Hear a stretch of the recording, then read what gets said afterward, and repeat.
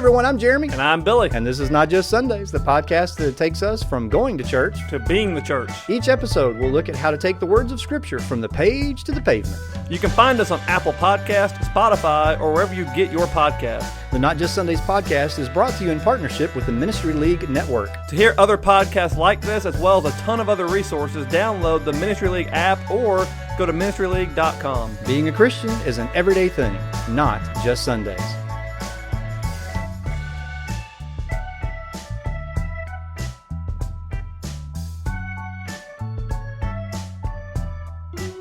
Welcome back to Not Just Sundays podcast. I'm Jeremy. That's Billy. He's on the other, well, not the other side of the country. You're just down the road, really. But this is season 7, episode 8. It's taking us a while to get to this one. We're both a little bit busy.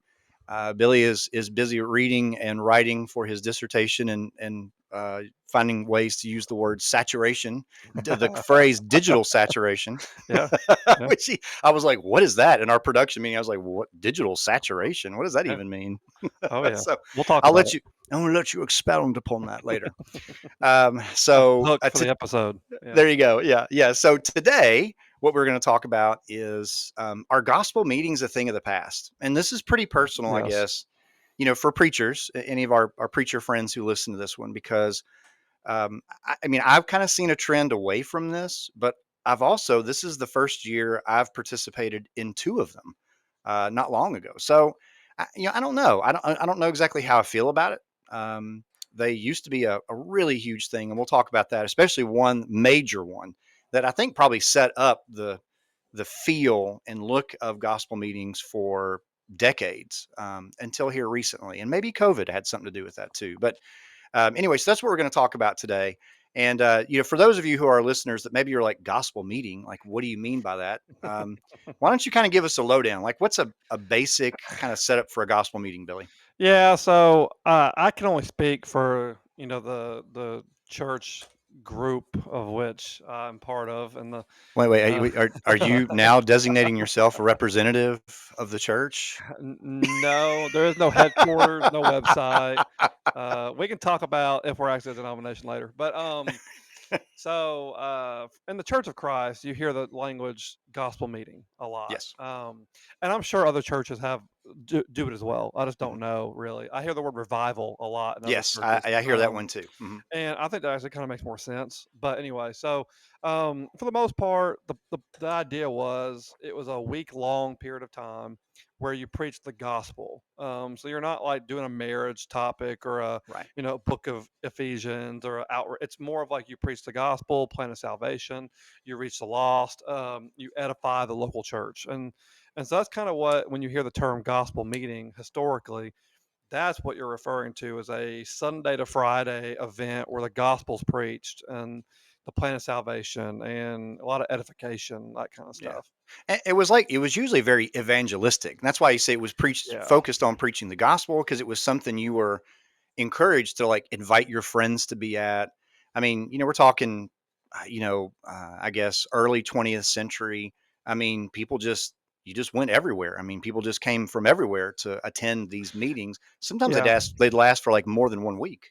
And you would usually have a guest speaker. It wouldn't be the local preacher. It'd be the guest speaker or a really big name in your circle. And sometimes people would travel to hear that same speaker at different places, and it was the same lesson every time. Absolutely. But it's like how powerful it was. And we're going to talk about how I think that there is a reason why it might be a thing of the past a little bit. Gotcha. Yeah, like I remember Keith Parker. Anytime Keith Parker was scheduled anywhere, he was the preacher at Hendersonville Church of Christ for many years. Anytime he was there, you wanted to be there if you could get there. And a lot of times it was the same sermons, right? But you just loved them. And so you didn't care to hear them multiple times. Like, I guess, watching your favorite show over and over again or reading your favorite book. So very interesting. Yeah. So one big one, and I said this earlier, let me talk about this one a little bit. A gospel meeting that was held in Nashville in the 20s and into the 30s is often called the Hardeman Tabernacle Sermons. And I kind of did a deep dive on this. And this is when we're like, I've always wondered, why is it called the Hardeman Tabernacle Sermons? We're not an Old Testament group. But so the reason why is the guy who built what is now called the Ryman, right? If you're from Nashville, the Ryman. When he built that, he actually first built it as a building where churches would have, in essence, like these meetings, right? He just wanted this religious revival in Nashville, and it was called the Union Gospel Tabernacle. That was the official name of the building. When he died, they renamed that building the Ryman Auditorium. So that's how it got the name Ryman. His last name was Ryman. I think Thomas Did a Ryman. church meet there regularly? No, I don't think so. It was for like special events like this. Hmm. That's my understanding of it. It was just for like meetings like this. So the Hardeman Okay. Tabernacle sermons, the first of them, occurred in March to April of 1922. Consisted of 22 lessons delivered by N.B. Hardeman. And I mean, it was such a big event that the Tennessean and the Nashville Banner, after the noon sessions and evening sessions, would verbatim reprint those gospel sermons that he preached. Wow. I mean, and it had attendance numbers were anywhere between 6,000 and 8,000. Yeah, that's Uh, wild. yeah, and they would say like 2,000 or 3,000 would be turned away because there wasn't enough seating. And the earliest of these sermons was really about fundamental truths of the church. So if you're like me, I don't know, did they still do this when you were a Bible major and came to Freed Hardeman? Like the first thing you get from the Bible department was the 3 volumes of the Hardeman Tabernacle sermons. I have 2 of the volumes. I don't know if Okay. I'm sure that's where I got it. I don't remember Okay. that being a thing. Yeah. I remember there being just books in a back room. Okay. They said, "Hey, grab whatever you want." Okay. Gotcha. Yeah. Yeah, I don't Yeah. remember.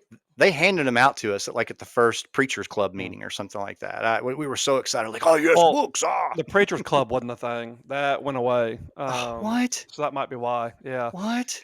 I think it's back, but when I was there, Okay. there might have been a group who called themselves that, but there wasn't actually like Okay. a yeah. Man, that explains something. Okay, anyway. All right, man. I'm glad that's back. That's wow. Yeah. All right, man. No wonder we're hurting for preachers these I days. There also was no never pla preachers club. I also never planned to be a preacher, so I wouldn't have joined the Oh, Preachers Club that's anyway. true. Yeah, that is true. All right. So Uh, to me, no doubt, if you've never read those, N.B. Hardeman, even beyond the church, was recognized as like an yeah, amazing orator. I mean, just the way he could turn a phrase. And I read some of them, prep for this, and I was like, man, this guy, he sounded amazing. yeah. Just, I mean, I not sound like listening to it, but just So reading it. so MB Hardeman's on your Mount Rushmore? Is Man, that what you're yeah. Oh, saying? yeah, yeah, yeah, yeah. We'll get to that. We'll get to that one. Yeah, M.B. Hardeman is on my Mount Rushmore of the church. Okay. But so to me, it's no doubt that the Hardeman Tabernacle sermons were probably influenced some by like gospel meetings of the day, but probably had a huge influence on this idea of a mass group of people coming together to hear the gospel preached by a dynamic speaker, the look, the feel, the motivation for congregations to continue that in their own hometowns. Mhm. I'm sure it already existed, but this probably really, set it Yeah. into motion. And I've even heard that maybe part of that was a lot of preachers actually took those sermons, the 22 that he did, and they just preached them verbatim Yeah. from the pulpits Yeah. where they were. And why not? I mean, it was good stuff. Of course, you'd have Yeah. to cut out some of the personal stuff. He's like, thank you for inviting me to Nashville. And it's like, Yeah. When I yeah, was 12, yeah, which there's been preachers who have done that. yeah, yeah, that's right. Well, honestly, when we talk about the idea of the whole question, of what we're asking Hmm. is are gospel meetings a thing of the past? I think the answer is yes, because Oh, even today, oh, no, not should they be a thing of the past, but are they? are they? Um, Gotcha. I Being think, real, being real. Okay. yeah, I think they are a thing of the past Okay. because a lot of times you only see it in smaller churches anyway, where the actual Okay. title is called gospel meeting. Gotcha. But also it's not a gospel meeting. I think we've misunderstood what that title was. I think today, when you see gospel meeting, it's a weekend seminar or it's a week long. It's some type of like gospel meeting, and we're going to talk about can you trust the Bible, Gotcha. or Okay. gospel meeting, can you and that's the gospel being preached, but Hmm. by definition, a gospel meeting is like the plan of salvation. It's the Gotcha. the call for repentance. Fundamentals, right? The Like fundamentals, what yeah. NB Hardeman And that's preached. not Okay. usually what you see anymore because that's when the digital saturation might come into play. And And we can talk about that when you're ready. yeah, let's go ahead and just unpack that term because I was like, man, you really are in the middle of your PhD Yeah, stuff. So, that's all not right. me. That's yeah. Okay. So, and we talked about this as a potential as to perhaps another reason why maybe these gospel meetings are not quite the same as they used to be. And so part of that is digital saturation. Explain what that means, and I think it'll make a It lot of it sense. basically means if you have a preference for what preacher you like or what church you like, you can get their lessons right now, as many as you want. Yeah. So if I want to go hear any of your sermons, I can go right now and I can go listen to all of them. And it's like, okay, so why would I? And this goes back to the COVID discussion, but this happened long before COVID. Yeah, But the true. COVID discussion of, okay, why would I, go drive an hour and sit in a packed building, which is what gospel is supposed to be, when I could just sit at home right now and listen to the sermon, pause it, forward it, You, so you I think, make it sound so appealing. uh-huh. Yeah. Well, when you talk about gospel meetings, they're usually a Sunday through Friday event. Yeah. They usually are going to last an hour or two. It's usually going Right. to be at the end of the day toward nighttime. Yeah. And so, yes, you could do that. Or if you don't want to wait until, August 23rd, and then that's 6 months away, I can get online right now and I can see a thousand sermons between now and then that might cover the same topic. Yeah. So that's what digital saturation means, is that we have it at our fingertips, and that's Yeah. good or bad. You can abuse that. That's true. But also, That's true. I have people who like are excited about that. They're like, "Yeah, I listened to so and so, last week, and he preached Right. on this, and I listened to so like they're listening to lots of sermons, not just Yes. one at their." So Right. it's not a bad thing, but I do Right. think that's led to it being a thing of the past. Because if you want to hear the fundamentals, why have me come speak on fundamentals when we could listen to, like you said, we could get MB Hardeman, and we could probably Yeah. hear, or we could get David Shannon or people like that. We could Right. find that, and Yeah. that be the best of the best fundamentals. Right. Gotcha. And this is interesting. So we're talking about, are they a thing in the past? In 2017, of course, this is pre-COVID.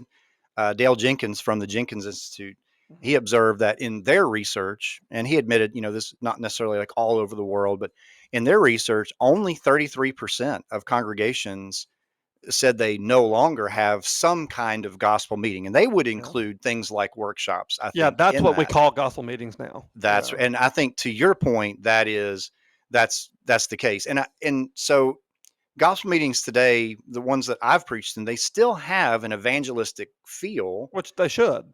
Right, Yeah. right. That's like you said, if you're going to teach the fundamentals, but they are not about teaching the fundamentals. And something that, and Mhm. I'll say this. So the last one that I did was combined with a VBS, and I thought that was pretty cool. That was at Lomax in Hohenwald. Neat idea. 300 people there, 100 of which, so a third of them were there for the gospel meeting. Some of those were community members that had brought their kids. And that was pretty cool. So it wasn't just a Bible class. It was, I mean, Mhm. I preached for 45 minutes Monday, Tuesday, and Wednesday.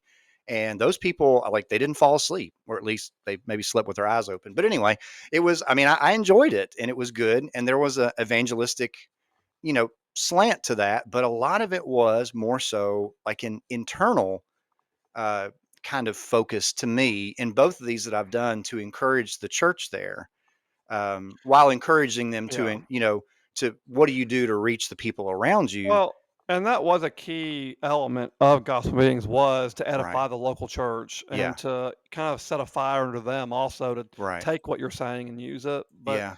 that's why I kind of like where some churches use the term revival. Yeah. Yeah. Because I think revival kind of captures the essence. If you're not the straight up preaching plan of salvation, Uh huh. I do think revival might kind of capture the idea better, because you're hoping to revive, Hmm. a passion for the gospel, a passion for whatever subject you're speaking on. Right. And of course, I think even if it's a marriage seminar, there has to be an evangelistic part to it. Like, yeah, and so, but I'm not going to Yeah. call it a gospel meeting. I'm going to call it a marriage seminar, Gotcha. or something like Yeah. that. Yeah. And since you've segued into that, so that's the trend that I've seen. And, Yeah. and especially here at West End, like where I preach, um, I don't know. I mean, we have had gospel meetings, but like you said, they've been kind of more, to me, more internal. Like, we had Dan Winkler and he talked about prayer. Excellent. Would have been great for anybody in the community. But a lot of congregations are starting to switch to like workshops or seminars. Hmm. And so, like, you have a marriage workshop, Yeah. and that becomes appealing to people even outside of the Yes. church. Yes. And then you have like apologetics. We've got great guys that are Mhm. doing apologetics seminars. Yep. So, I mean, are you seeing that too? That it feels like we're moving that direction. Yeah. Why do you think we're moving that I direction? think that's the direction we gotta go. I just Okay. think, Okay. because I think when you look at, not to get into generational preferences. But I think as older generations are, becoming fewer and younger generations are becoming more, I think younger generations tend to want to be hands on, tend to want to learn in different ways, like writing or Okay. not Okay. just audible. And Yes. so, to sit in a pew, even the way I said it a minute ago, to say, hey, come sit in this pew. Like for us on the inside, we're like, yeah, that's what we do. We sit in Yeah. a pew for 45 minutes and that's fine. But to tell someone else, hey, come sit in this pew for 45 minutes and listen to this guy speak, it's like, well, what am I, but if you say, hey, we're going to have a workshop where maybe you get a workbook, we're Uh-huh. going to be like answering questions, we're going to Yeah. get in small groups. That I think that there's an appeal aspect that, of course, we want to appeal to people. I'll go as far as to say I think Jesus used parables for that's one of the reasons to appeal to Oh people. yeah, I think it got absolutely. their attention. So Absolutely. we're not just going to have events just for that, for the appeal. Like I don't want to Mhm. go having a big workshop just so the community comes, but I do Gotcha. think workshops, and a big reason why is because I think there's a more designated period of time. It's like, hey, we have these 3 sessions, or Mhm. and you can pack them in the same day. You can even do a Yeah. workshop on Saturday and get, instead of having to do it every night for a week. Right. Right. 'Cause people are busier. Yeah. I think themed events make sense. Apologetics, like you said, Gotcha. a grief seminar, a leadership Yes. workshop. Like Yeah. I think themes kind of reach out more to our community, and we can kind of base it on like what is happening where we are. Yeah. And I think too, so the evangelistic aspect has turned more into Hmm. community outreach opportunities.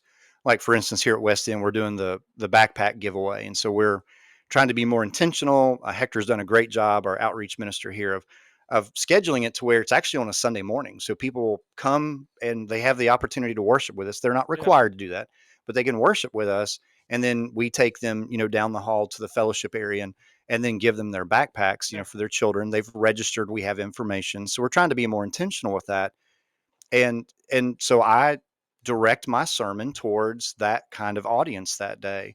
And a lot of those folks we may never see again, but I think we may get more out of our evangelistic investment when we do something like that rather than a gospel meeting where you have, like you said, somebody. I mean, the other thing is it's not even your preacher. So if they come back after the Hmm. speaker is gone, typically us local guys, we're not quite as dynamic as like the Keith Parkers that show up and man Yeah. blow you away, or the David Yeah. Shannons. And so it's like, are we setting ourselves up for a letdown for folks Well, and sometimes? I think we've seen it over and over again where like short-term mission work, a group Yeah, comes yeah, in yeah, and they'd have an awesome VBS, awesome, 4 night, seminar, gospel meeting. And then that group leaves and the yeah, kids or people who came are like, hey, where are they at? It's like, well, yeah, they don't live here, and yeah. Right. we see it locally too. I'm not against guest speakers. I think Yeah. most churches now do a summer series where Yes. each week you invite a guest speaker because it gives the congregation a chance to hear other people in different ways, and that's Yes. good. Yes. I'm for if we have a marriage workshop, maybe Yes. someone who's been more seasoned in their marriage, have Mhm. them come in and hold that workshop. For there's Yeah. reasons, and but I think if we're just being honest, a gospel meeting, when you put it that way, if you're actually doing that, you're hearing another lesson on repentance, another lesson on forgiveness, another lesson on, and I think for if we're well, I think we're very internally focused right now as a church. And Gotcha. so if our members are going to say, well, yeah, I agree with that, but like, could we hear like, apologetics? Could we hear, Uh-huh. you know, we forget that it's supposed to be for people who live outside of the church. Right. Right. But that's just not usually how it works anymore. It's usually we're catering toward the church. Yeah, and that again, I agree with you on that one. But one of the best ones, and I don't know that I've heard of one of these recently, is the 12 questions Yeah. seminar. Yeah. And I don't know how that was put out. I don't remember. I mean, I Mount tried to look it Juliet, up. Mount Mount Mount Juliet did. Juliet Okay. started that. I think that was Okay. Philip Jenkins that started that. And Gotcha. And there were like uh, billboards and people were invited. Like it yeah, had its own website. It wasn't the church website. yep, And people in the community were invited to just submit questions. And they mhm, chose 12 of those to address. yep, And to me, that's more of an evangelistic mhm. effort. It's not necessarily a gospel meeting, as you're defining it. But it's Like, a hook. Yeah, but it's a hook. But it's also something that addresses, if you are going to reach your community, it mhm, addresses things they obviously have questions about because they've submitted them, yeah, right? And so you may have more community participation if you do something like that. And then it doesn't. I mean, and you probably. I don't remember if they called those gospel meetings. I don't think No, they they did. call it 12 questions. They taught There's okay. a That's website called 12questions.org or okay. .com, and you can Okay. go look. There's still a couple happening, but they had a Okay. massive billboard on I-40 that Oh said yeah. the Yeah, I 12 remember it. questions. Yeah. And Brandon Edwards did it, I know, in Ohio, I Okay. think it Okay. was too. And so it's gotten around. Yeah, and it was very successful, wasn't it? Yeah. Oh, yeah. You Okay. bring in like Ralph Gilmore. I Yeah. know David Shannon was one of those. You Okay. Kyle Butt. So you bring in some of those people who might be so-called experts on that very specific question, Gotcha. and you're covering a lot of ground. And if I'm being honest, if I'm an outsider, which I'm not, but if I was an outsider, I would think I'd be more likely to go to your church if I know exactly what's being taught. If I Yeah, know true. it's answering that question, or you're talking about Mhm. marriage, or you're talking about apologetics. But if you Right. say gospel meeting, it's like, oh, you're trying to indoctrinate me on Yeah. what you believe. True, true, I And can and see so that. not that we're gonna cater around to our culture, but why can't the gospel be presented through an apologetics workshop and Yeah. still feel just as good about it? Yeah, Um, and so I think too. So just like I believe the tabernacle sermons, the N.B. Hardeman tabernacle mhm, sermons, kind of influenced the gospel meetings for the next couple of decades. I think we've seen some of these newer workshops, things like polishing the pulpit. yeah, Excellent, yeah. excellent Not a gospel workshop. meeting, Not a but gospel yeah, meeting, and not really a lectureship either. Now mhm, there are certain tracks within it, but you're talking thousands of people that are attending these, and they mhm. are the. I mean, some of the best outreach ideas I've ever heard come from I guarantee that the workshop. gospel is preached Oh, within it that is. workshop. Oh, yeah, it is. It is most definitely. Yeah, And they've had some really cool things happen in Branson. I don't know if you've seen that, but there've actually been people who, became Christians at polishing the pulpit in mhm, Branson a couple of weeks ago.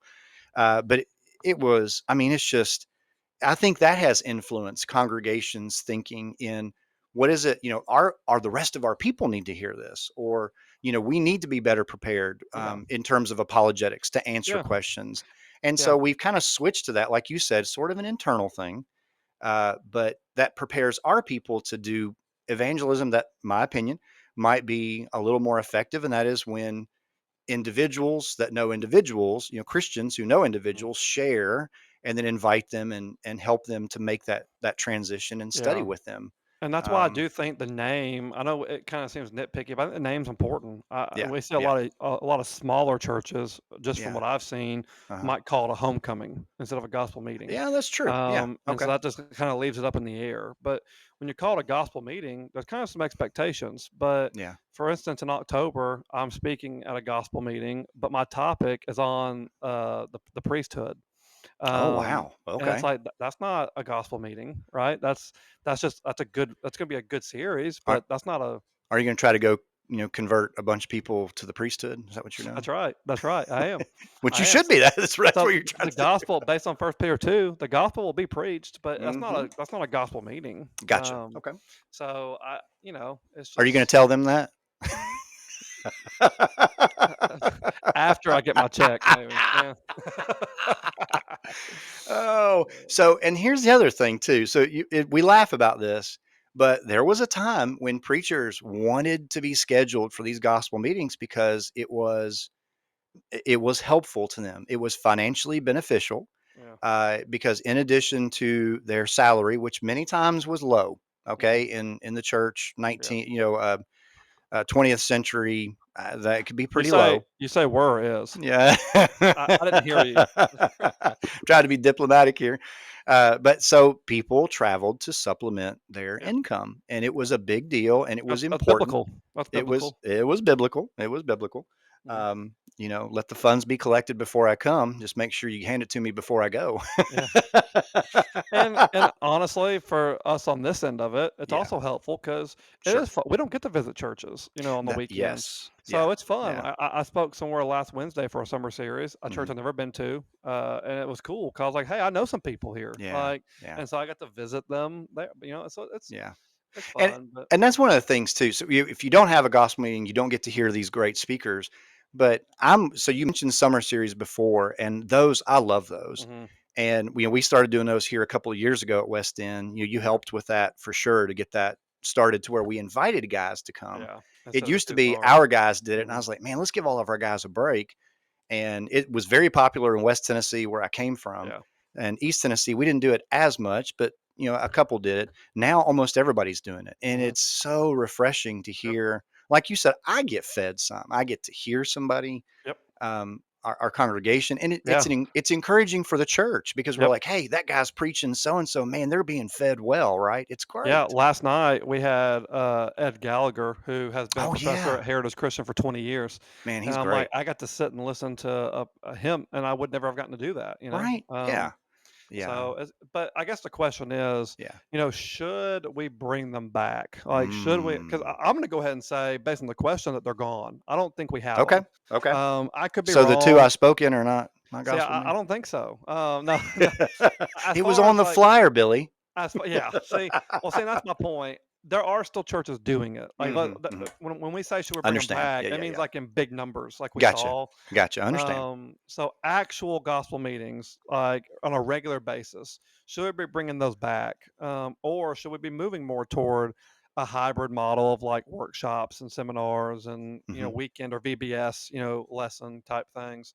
And I think there is a place for it. I think it depends on, first off, your motivation. Like, what's your reason? Okay. Yeah. Um, are you trying to, is your community one that would be open to the idea of like, public preaching events? Like, if you got the Civic Center downtown or something, like Yeah. Yeah. that's kind of what they were supposed to be, like the Hardeman Tabernacle series. Gotcha. What was supposed to be at your church? It was supposed to be more like a community type Uh event. huh. And also, is there a specific topic instead or specific speaker? And I think those are questions you got to ask. Like, if you're wanting to do apologetics, well, don't call it a gospel meeting. Do apologetics. Like, Yeah. call it something like Hope Weekend or Hmm. the question series or something. But Yeah. I think it's not unbiblical to have workshops instead of gospel meetings. Right. Gotcha. Yeah, Yeah. And there are, each congregation, their elders or leaders, the men have to make some decisions on that. But yeah, I'm with you, and I think that like the two that I spoke at this year were set up as what we traditionally consider as a gospel meeting, like what we've come to know them to yeah, be. And that's, I mean, they did some advertising for it that way. And people are familiar with that. So yeah, sometimes if you call it something different, some of your, folks from an older generation may not necessarily understand that, but everybody understands if you have a marriage workshop. yeah, Everybody understands if you, like you said, if you're having an apologetics seminar and you say, does God exist or something like that. And a lot of times your speakers, when you contact them, will actually give you kind of a set thing that they've seen work in terms of what to call it, how to advertise it. See that quite a bit now with speakers. They're yeah. And starting to develop that for themselves. And you sparked something for me. I think a good way to find out if you're in a place like your church is in a good place for a gospel meeting is have one and see if anybody but your church comes. Yeah. If your church is the only one coming, okay, well then it's not a gospel meeting. It's a workshop. It's a Yeah. seminar. It's Yeah. a revival possibly. Yeah.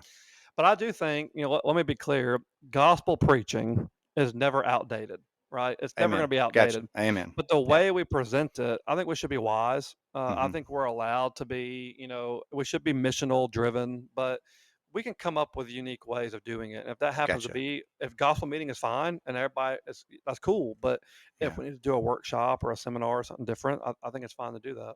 Yeah. And like you said, people are busier than ever. That's one of the challenges. One of the big challenges to gospel meetings is people are busier than ever. Hmm. Gospel meetings used to be sort of a form of entertainment before we had, we could binge shows on Netflix or whatever. Yeah. And asking someone, to hear a sermon versus go to the ball field, that can be a big ask. Let's Yeah. just, we're being real. Let's just be, say what it is. Um, and so for congregations, those events can be expensive. I know that Yeah. often, as a person who's been paid to do gospel meetings, it can be a pretty significant portion of, like a month's worth of contributions. It can be a chunk of that, to Yeah. give to one person. And but eh, like you said, preaching the gospel is never going Yeah. to be out of style. Never going to be out of style. So something we didn't plan for, but I want to Yeah, get your opinion, and I'll tell you mine as well. sure. But if we had to pick, like, okay, here's my opinion, best model Hmm. for bringing a gospel meeting, like, and having gospel meetings present, Yeah, how would you go about doing that? Like, where from not necessarily all the details, but start to yeah. finish, what's the best way to have a gospel meeting besides saying, hey, we should have a gospel meeting and make a flyer, you know? Yeah, so I think one is really do some research. Like I love that 12 questions seminar, and we had Mhm. talked about doing one here at West End, and we've kind of we've never done it, but I like that. So what happens is the community has some involvement in it, and it's people who have asked questions, and then that provides you the opportunity in answering those questions to help people to find the gospel, right? So kind of, maybe it's just ask around the community or post flyers or do something, get some kind of information, and then go find a person who can, address those Mhm. things, a good speaker. Uh, However many days you plan to do that, that's how many months. That was heard that formula a long time ago. However many days your event is going to be is how many months in advance you should be advertising, I like like full that. blown advertising. I like that. Yeah. So, if it's 3-day event, 3 months before you're sending the flyers to churches, then you're starting to concentrate on boosting it on Facebook or whatever it might be. And then you're in contact with your speaker. You're, making sure they know the details about, what's expected, and you're encouraging your members of your congregation. You're giving them things to hand out to people. You're asking them maybe to post things in their yard as people drive by. And that way you get more, you generate more Yeah. excitement about it, not just some, flyer that looks like it was developed in the 1970s or 80s and you just put that on Facebook. If Yeah. you're going to do that, find somebody in your congregation that knows social media. Let Yep. them do it. Um, People have access to Canva now. I mean, you can do amazing stuff in Canva, right? Mhm. Like for free, not even a paid subscription. Yeah. And you can design some really cool flyers. So do stuff like that. Be in contact with your speaker. And then when the speaker comes, look for opportunities maybe to have them be involved in the community. So if you're going to do, maybe you do an outreach event in connection with your meeting, and you set that up with going, and maybe the guy who's coming in, you take him around and they visit with people in the community during the day or something to prepare for the night. So, and I've tried to do that in the past. Like, is there somebody you want to go see? Is there something I need to do? I haven't always been good at that, but I try to be available for those things sometimes. And I Yeah. think we've just kind of quit doing that. But that's Yeah. just a basic for me. What about Well, you? I would build on that and say everything that you said, I would agree. And I would just say that I think ahead of time, there should be some sort of class or sermon series on like just how to invite people to things. Yeah, that's good. I think That's there good. has to be some because we can't assume our congregations know how to invite people to Yeah, church in an yeah, effective way and yeah. talk to people. So if we had a class like a quarter ahead of time, Uh huh. or that was like, hey, we're going to have this come up, so and so we're Yeah, going to be talking about how to get people to it for the next 12 weeks, yeah. and then also food. I think you got to, it's got to be, I mean, food gets people here, doesn't it? It does. It really does. Free stuff and food. I, you So if you're we can not have, kidding. if we can have food involved, so really make it a big deal, like Yeah. really invest money into it. Don't get pizzas from Little Caesars, like actually get like get food What's wrong with and Little Caesars? well, I mean, let's be real. Maybe you'll eat it, but I don't. I like real food. Hey man, I love some Little Caesars pizza. Me and ICP, Grant, yeah, Grant and I, we do, man. We eat it shout down. out. Oh, we're gonna lose our sponsorship to Little Caesars now, aren't we?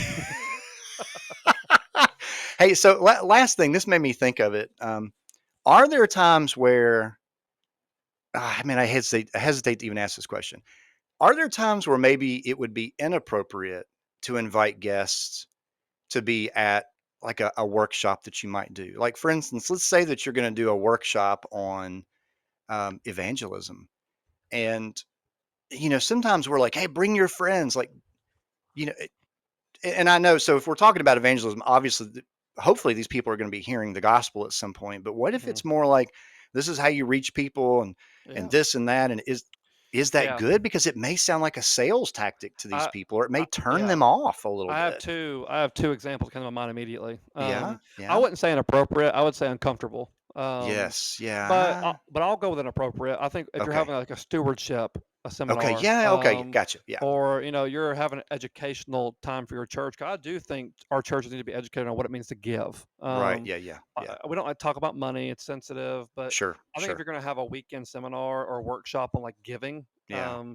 you might not want to invite outsiders to it because that's like always the negative part I is know you it just want my is, right? money, right? Yeah.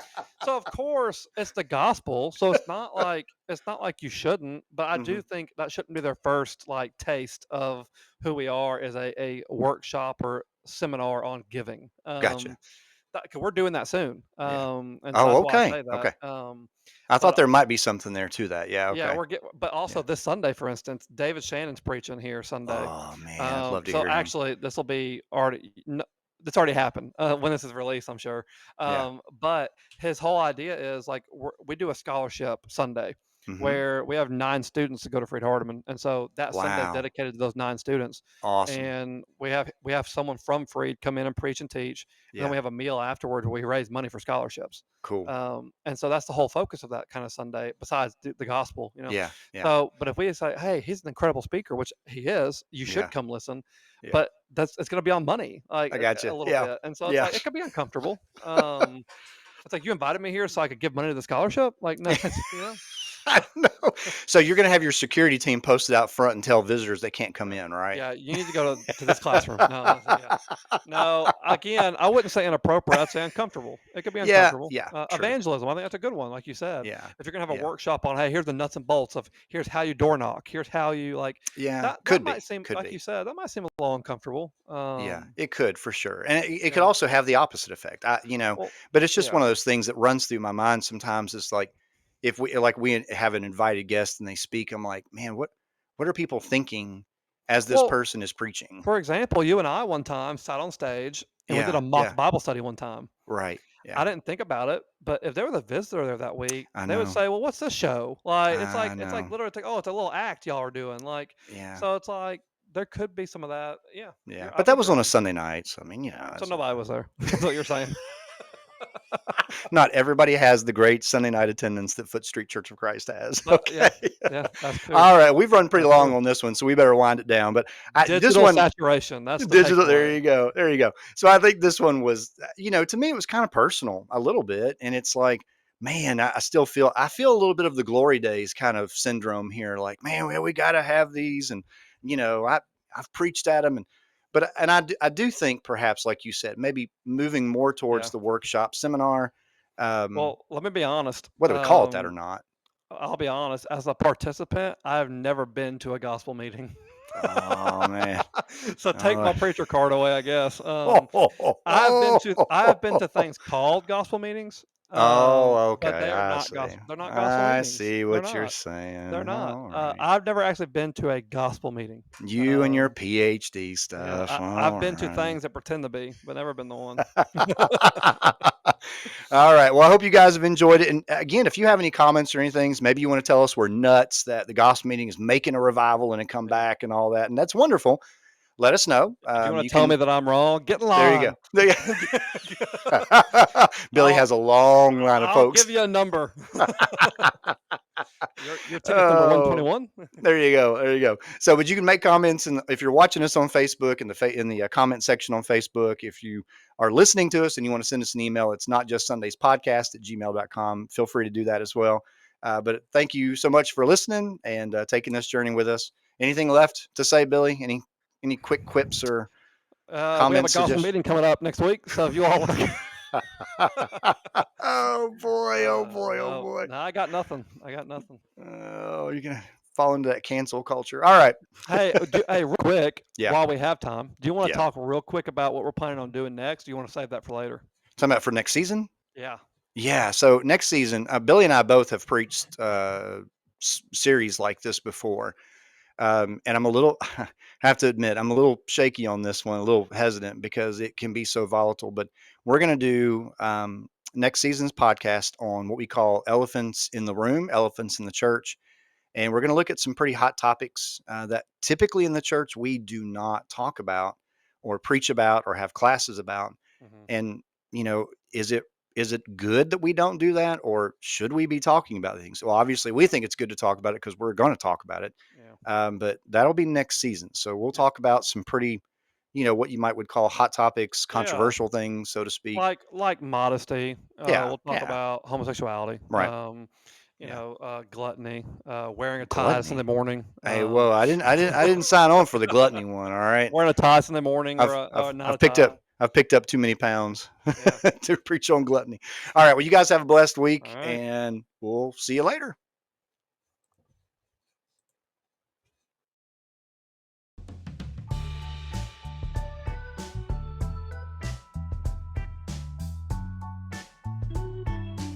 Thanks for joining us today. And remember, if you're watching us on Facebook or Instagram, please like, share, and comment so we can spread the word. Big thanks to the Ministry League for their partnership. Make sure to download the Ministry League app or go to the website, ministryleague.com, to access lots of great resources, including other podcasts just like this one. The Not Just Sundays podcast is produced here in Knoxville, Tennessee at the West End Church of Christ studios. Music is by Jazzer, Take Me Higher.